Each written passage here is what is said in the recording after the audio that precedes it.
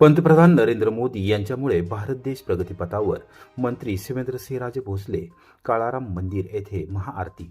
जनतेने निवडून दिलेले पंतप्रधान नरेंद्र मोदी सलग सर्वाधिक काळ देशसेवा करणारे पंतप्रधान होण्याचा गौरव प्राप्त करत आहेत.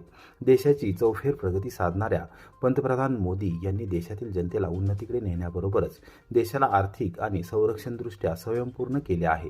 मोदी यांच्यामुळे देश प्रगतीपथावर असून त्यांच्या हातून अधिक देशसेवा घडो आणि देशाची उत्तरोत्तर प्रगती होवो अशा शुभकामना सार्वजनिक बांधकाम मंत्री श्रीमंत छत्रपती शिवेंद्रसिंहराजे भोसले यांनी सातारकरांच्या वतीने दिल्या.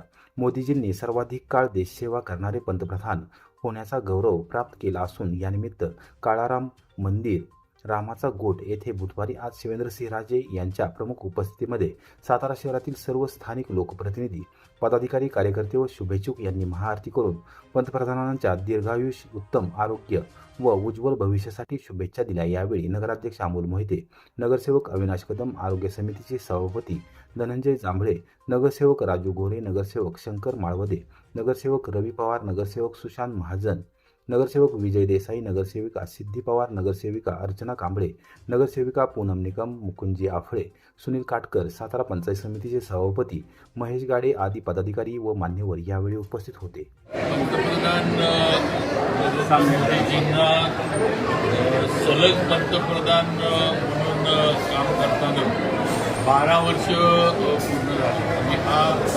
देशातील सलग पंतप्रधान पदावर असलेला हा एक काय म्हणायचं रेकॉर्ड आहे. आणि या निमित्तानं या 12 वर्षामध्ये या भारत देशाची जी प्रतिमा जगामध्ये पंतप्रधान मोदीजींमुळं बदललेली आहे, भारताला एक महासत्ता म्हणून आज जगामध्ये बघितलं जातं. प्रत्येक भारतीयाला कुठेही तुम्ही जगाच्या पाठीवर फिरा, कुठेही व्यवसायाला जावा, नोकरीला जावा, आपली मुलं मुली शिक्षणाला जावा, या ठिकाणी भारतीयांना आता मानसन्मानानं वावरलं जातं, विचारलं जातं. हे सगळं जे आहे ही पंतप्रधान मोदीजींच्या कामामुळे त्यांच्या जी इमेज आणि जगाचा नेता म्हणून त्यांनी जे बनवलेलं देशाचा नाही, एक जगाचं नेतृत्व मोदीजींचं झालेलं आहे. आणि त्यामुळं आज ही भारताची आपल्या इमेज हा दबदबा सगळ्या जगात निर्माण झाला आहे. मोदीजींच्या 12 वर्षाच्या कालावधीच्या निमित्तानं त्यांना पुढं काम करण्यासाठी श्रीराम आई तुळजाभवानीचा आशीर्वाद मिळावा. कृष्णा नदीच्या पाण्याला हिरवट रंग. तारगाव परिसरात चिंता. तपासणीची ग्रामस्थांनी शेतकऱ्यांची मागणी. कोरेगाव तालुक्याच्या दक्षिण भागातील तारगाव परिसरातून वाहणाऱ्या कृष्णा नदीच्या पाण्याला अचानक हिरवट रंग आल्याने नागरिक, शेतकरी आणि पशुपालकांमध्ये चिंतेचे आणि भीतीचे वातावरण निर्माण झाले. मान्सूनचा पाऊस अद्यापही लांबल्यामुळे नदीपात्रातील पाण्याची पातळी आणि गुणवत्ता याबाबत आधीच चर्चा सुरू असताना गेल्या 2 दिवसांपासून कृष्णा नदीतून गडद हिरव्या रंगाचे पाणी वाहत असल्याचे आढळून आले. या अनपेक्षित बदलामुळे परिसरातील नागरिकांमध्ये संभ्रम निर्माण झाला असून पाण्याच्या सुरक्षिततेबाबत प्रश्नचिन्ह उपस्थित झाले. कृष्णा नदी ही परिसरातील अनेक गावांसाठी जीवनदायिनी मानली जाते. पिण्याच्या पाण्यापासून ते शेतीसाठीच्या सिंचनापर्यंत अनेक गरजा या नदीच्या पाण्यावर अवलंबून आहेत. त्यामुळे नदीतील पाण्याचा रंग अचानक बदलल्याचे दिसताच ग्रामस्थांनी एकमेकांना संपर्क करून याबाबत माहिती घेण्यास सुरुवात केली. नदीकाठी राहणाऱ्या ग्रामस्थांनी प्रत्यक्ष पाहणी केली असता पाण्याचा रंग नेहमीपेक्षा पूर्णपणे वेगळा दिसून आल्याने चिंता अधिक वाढली आहे.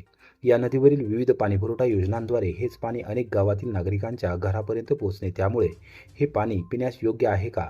त्यामध्ये कोणते रासायनिक किंवा प्रदूषित घटक मिसळले गेले आहेत का? तसेच शेतीसाठी त्याचा वापर सुरक्षित आहे का? याबाबत चर्चा सुरू झाली. नदीकाठच्या शेतकऱ्यांची जनावरे ही नियमितपणे नदीचे पाणी पित असल्याने पशुधनाच्या आरोग्याबाबतही चिंता व्यक्त केली जात आहे. विशेष म्हणजे या प्रकाराबाबत अद्याप कोणत्याही प्रशासकीय, आरोग्य किंवा पर्यावरण विभागाकडून अधिकृत माहिती उपलब्ध झालेली नाही. त्यामुळे ग्रामस्थांमध्ये संभ्रम कायम असून प्रशासनाने या प्रकरणाची तातडीने दखल घ्यावी अशी मागणी जोर धरत आहे. नदीच्या पाण्याचे नमुने घेऊन प्रयोगशाळेत तपासणी करण्यात यावी. पाण्याचा रंग बदलण्यामागील कारण शोधून त्याचा अहवाल जाहीर करण्यात यावा अशी अपेक्षा ग्रामस्थांमधून व्यक्त केली जात आहे. दरम्यान काही नागरिकांनी औद्योगिक सांडपाणी किंवा रासायनिक पदार्थ नदीत मिसळल्याची शक्यता वर्तवली जात आहे. जर तपासणीत अशा प्रकारचे कारण समोर आले तर संबंधितांवर कठोर कायदेशीर कारवाई करण्यात यावी अशी मागणीही ग्रामस्थांनी केली आहे.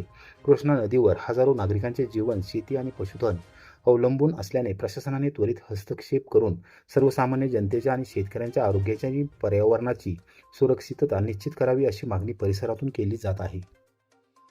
उपनगराध्यक्ष राहुल बर्गे यांच्या पुढाकाराने आझाद चौक हुतात्मा स्मारक परिसरातील पाणी टंचाई दूर. कोरेगाव शहरातील प्रमुख व्यापारी पेठ असलेल्या आझाद चौक ते हुतात्मा स्मारक परिसरातील नागरिकांना भेडसावत असलेल्या पाणी पुरवठ्याचा प्रश्न उपनगराध्यक्ष तथा पाणीपुरवठा समितीचे पदसिद्ध सभापती राहुल रघुनाथ बर्गे यांच्या पुढाकाराने कायमस्वरूपी मार्गी लागला आहे. स्थानिक नगरसेवक प्रीतम बर्गे आणि सामाजिक कार्यकर्ते महेश शामराव बर्गे यांच्या समन्वयातून नव्याने जलवाहिनी टाकून या भागातील पाणी टंचाई दूर करण्यात आली आहे. शहरातील प्रमुख व्यापारी केंद्र म्हणून ओळखल्या जाणाऱ्या आझाद चौक परिसरात मोठ्या प्रमाणावर व्यापारी व नागरिकांची वस्ती आहे. मात्र आझाद चौक ते हुतात्मा स्मारक या भागात गेल्या अनेक दिवसांपासून पाणी पुरवठ्याची मोठी समस्या निर्माण झाली होती. नागरिकांना नियमित पाणी टँकरवर अवलंबून राहण्याची वेळ आली होती. त्यामुळे स्थानिक नागरिक व व्यावसायिकांमध्ये नाराजीचे वातावरण होते. ही बाब गांभीर्याने लक्षात घेऊन उपनगराध्यक्ष राहुल बर्गे यांनी संबंधित विभागाशी समन्वय साधत प्रश्नाच्या मुळाशी जाऊन उपाययोजना करण्याचे निर्देश दिले. त्यानुसार नगरसेवक प्रीतम आनंदराव बर्गे व सामाजिक कार्यकर्ते महेश शामराव बर्गे यांच्या सहकार्याने नव्या जलवाहिनीचे नियोजन करण्यात आले. आवश्यक तांत्रिक प्रक्रिया पूर्ण करून जलवाहिनी टाकण्यात आल्याने परिसरातील पाणीपुरवठा सुरळीत झाला आहे. या कामामुळे नागरिकांना नियमित आणि पुरेशा दाबाने पाणी मिळू लागले असून व्यापारी वर्गालाही मोठा दिलासा मिळाला आहे. अनेक वर्षांपासून प्रलंबित असलेला हा प्रश्न मार्गी लागल्याने स्थानिक नागरिकांनी समाधान व्यक्त करत उपनगराध्यक्ष राहुल बर्गे, नगरसेवक प्रीतम बर्गे आणि सामाजिक कार्यकर्ते महेश शामराव बर्गे यांचे आभार मानले आहेत. नगरपंचायतीच्या माध्यमातून हा प्रश्न मार्गी लागला असून या कामी नगराध्यक्षा दीपाली महेश बर्गे आणि मुख्याधिकारी प्रताप कोडी यांच्या सहकार्यातून पाणीपुरवठा विभागाचे अभियंता योगेश मदने, सहाय्यक अभियंता मेघा महाडिक, मुकादम सूरज मदने यांच्यासह पाणीपुरवठा विभागातील कर्मचाऱ्यांनी विशेष परिश्रम घेतले. नागरिकांच्या मूलभूत सुविधांबाबत तत्परता दाखवत केलेल्या या कामामुळे परिसरातील रहिवाशांमध्ये समाधानाचे वातावरण निर्माण झाले. कोरेगावच्या ज्ञानदीप क्लासेसमध्ये निर्भया पथकाचे विद्यार्थ्यांना मार्गदर्शन, महिला सुरक्षा व कायद्याविषयी जनजागृती.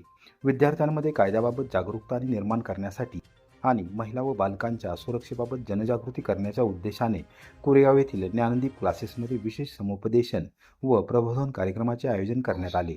या कार्यक्रमात निर्भया पथकाच्या अंमलदारांनी विद्यार्थ्यांना विविध महत्त्वाच्या विषयांवर मार्गदर्शन केले.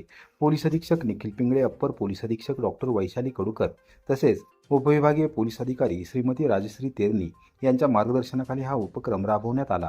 यावेळी विद्यार्थ्यांना महिला अत्याचार प्रतिबंध, महिला संरक्षण कायदे, मोटार वाहन कायद्यांचे पालन, वाहतूक नियमांचे महत्त्व तसेच कायद्याचे उल्लंघन झाल्यास होणाऱ्या परिणामांची सविस्तर माहिती देण्यात आली. तसेच बाल लैंगिक शोषण रोखण्यासाठी आवश्यक असलेल्या उपाययोजना, गुड टच बॅड टच या संकल्पनेची ओळख, स्वतःची सुरक्षितता कशी राखावी आणि कोणत्याही अनुचित प्रकारास तोंड दिल्यास पोलिसांची मदत कशी घ्यावी याबाबतही विद्यार्थ्यांना मार्गदर्शन करण्यात आले. कार्यक्रमात हवालदार नामदेव जाधव, पोलीस नाईक आरती यादव, अंमलदार विजय राठोड आणि विजय बर्गे यांनी विद्यार्थ्यांशी संवाद साधत विविध उदाहरणांच्या माध्यमातून विषयांचे महत्त्व पटवून दिले. विद्यार्थ्यांनीही उत्स्फूर्त प्रतिसाद देत विविध प्रश्न विचारून शंकांचे निरसन करून घेतले. विद्यार्थ्यांमध्ये कायद्याविषयी जागरूकता वाढवण्यासोबतच महिला व बालकांच्या सुरक्षेसंदर्भात सकारात्मक दृष्टिकोन निर्माण करण्यासाठी अशा प्रकारचे उपक्रम अत्यंत उपयुक्त ठरत असल्याचे मत उपस्थित विद्यार्थी व शिक्षकांनी व्यक्त केले. तर आपण काय करायचे, मदत त्यांना करायची. लहान मुलांसाठी जे गुड बॅड टचची माहिती दिली आहे तुम्हाला, त्याच्यासाठी नंबर आहे लहान मुलांसाठी. कोणता नंबर आहे? 1098 या नंबरवरती फोन करायचे. तुम्ही पालकांना पण ही माहिती घरी गेल्याबरोबर सांगायचं आहे की आज आमच्या क्लासेसमध्ये निर्भया पथक आलं होतं आणि निर्भया पथकांना आपल्या घरी लहान मुलं असतील तर त्यांची काळजी कशी घ्यायची आहे त्यांचे हेल्पलाईन नंबर दिलेले आहेत. आता वय आपण तुमच्यावर, तुम्ही जे मुले आहेत 5वी ते 10वी वयोवर लक्ष देते का? 5वी ते 10वी वय वाढतंय, उंची वाढते, केस वाढतायत, मजबूत होतोय आहे की नाही. पण इथं काय आहे, इथं साठलं पाहिजे सगळं. इथं आपण आपला ब्रेन चांगला पाहिजे. कृष्णा कारखाना निवडणुकीत सहकार विरुद्ध संस्थापक पॅनलची थेट लढत. 21 जागांसाठी 44 उमेदवार रिंगणात. यशवंतराव मोहिते कृष्णा सहकारी साखर कारखान्याच्या संचालक मंडळाच्या पंचवार्षिक निवडणुकीत आता रंगतदार वातावरण निर्माण झाले असून 21 जागांसाठी 44 उमेदवार निवडणुकीच्या मैदानात कायम आहेत. या निवडणुकीत जयवंतराव भोसले यांच्या नेतृत्वाखालील सहकार पॅनल आणि कृषी महर्षी आबासाहेब मोहिते यांच्या विचारांशी निष्ठावान संस्थापक पॅनल यांच्यात थेट सामना रंगणार आहे. याशिवाय 2 अपक्ष उमेदवारांनीही निवडणुकीत उडी घेतल्याने लढतीची उत्सुकता वाढली आहे. कारखान्याच्या निवडणुकीसाठी एकूण 139 उमेदवारी अर्ज दाखल झाले होते. छाननी प्रक्रियेनंतर 122 अर्ज वैध ठरले. अर्ज माघारीच्या अंतिम दिवशी 53 उमेदवारांनी माघारी घेतल्यामुळे अखेर 44 उमेदवार निवडणूक रिंगणात राहिले आहेत. दोन्ही प्रमुख पॅनलने आपापल्या उमेदवारांची यादी जाहीर केली असून बुधवारी निवडणूक चिन्हांचे वाटप झाल्यानंतर अंतिम चित्र स्पष्ट झाले. सहकार पॅनलला कपबशी हे चिन्ह देण्यात आले तर संस्थापक पॅनलला नारळ हे चिन्ह देण्यात आले. संचालक मंडळातील 21 जागांसाठी ही निवडणूक होत असून कारखान्याचे कार्यक्षेत्र सातारा आणि सांगली जिल्ह्यातील कराड, वाळवा, कडेगाव आणि खानापूर तालुक्यातील सभासदांपर्यंत विस्तारलेले आहे. निवडणुकीसाठी 21 जून रोजी मतदान होणार असून प्रचारासाठी अवघे 11 दिवस शिल्लक राहिले आहेत. त्यामुळे आजपासून दोन्ही पॅनलच्या प्रचार यंत्रणा अधिक सक्रिय होणार आहेत.